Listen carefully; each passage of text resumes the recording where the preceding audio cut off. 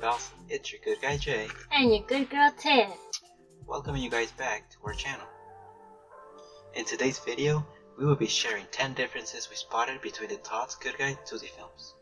In this occasion, we will only be focusing on the Good Guy from Child's Play 2 for the simple reason that Todd's based themselves off that one, as shown on their description.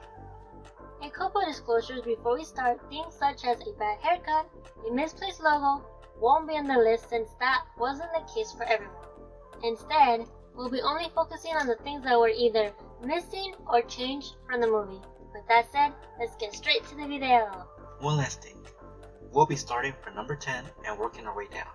In other words, from the least obvious to the most noticeable. With nothing else to add,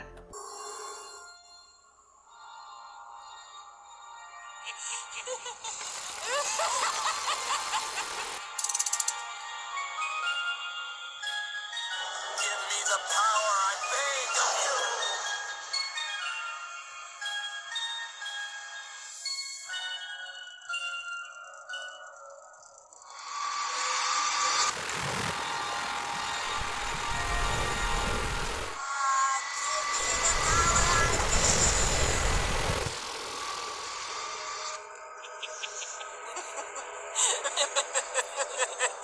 Oh, it's showtime!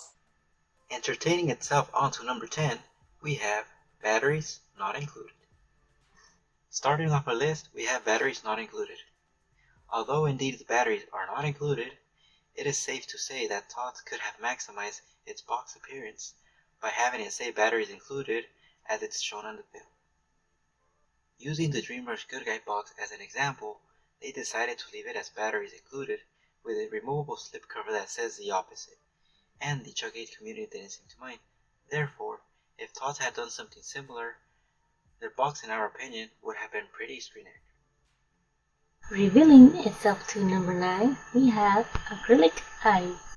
I don't know you guys, but in our opinion, his eyes appear to have an acrylic look to them in the film, while on the other hand, Trick-or-Treat Studios seem to have painted eyeballs with a sheer coat of shiny to make them look glossy.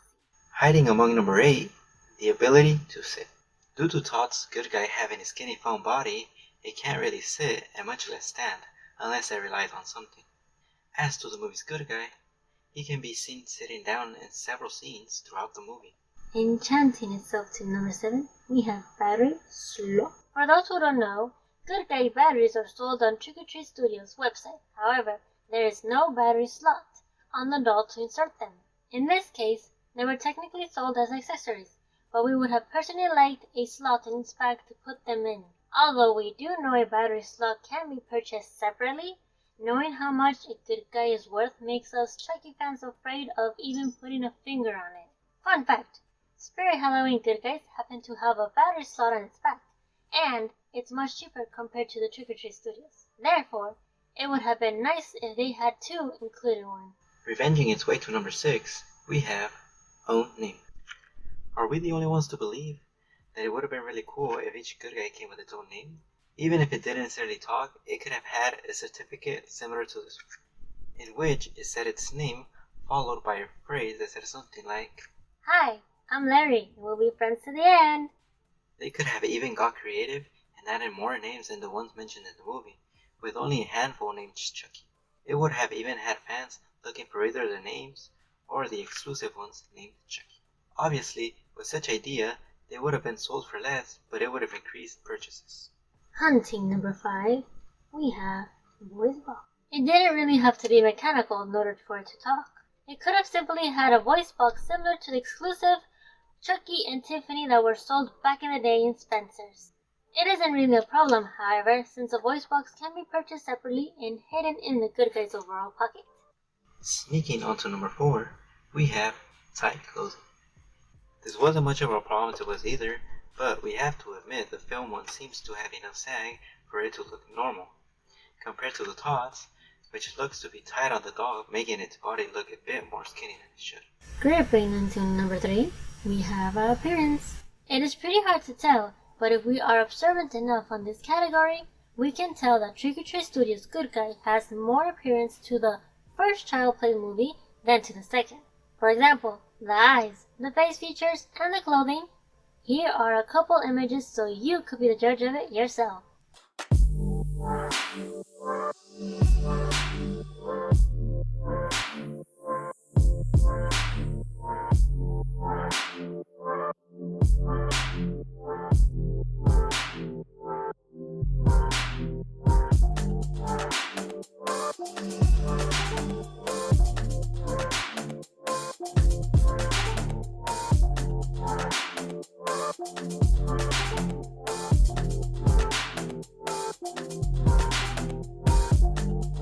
Stabbing its way into number 2, we have not mechanical.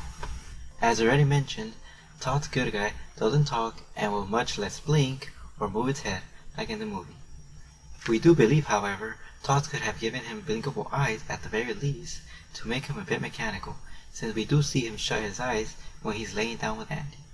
Something else to consider for this category would be his metal skull, since it does play a huge part on him being able to do his face movements. Drooping on to number 1, we have body material. At the end of Child's Play 2, we can see the process of how Good Guy dolls are made. And we can tell that their body is made of some type of bendable rubber plastic, with ball joints to attach the entire body together. Now, if we look on over to Trick or Treat Studios' Good Guy, we can tell that it is made out of foam, while the head and feet are made of hard plastic. We just wanted to make it clear that at the end of the day, we are very satisfied with what Tots offered us. We weren't trying to nitpick on every single little detail. Our focus was making a comparison video as we share our opinions. Trick or Treat Studios has given us one of the most screen accurate Good Guys on the market at an affordable price. Therefore, we can't expect to have everything that's seen on the film for what it's sold for. That's pretty much going to be it for this video. Don't forget to like and subscribe for much more Chucky content. We upload twice a week in Spanish and English. With that said, we'll see you guys on the next.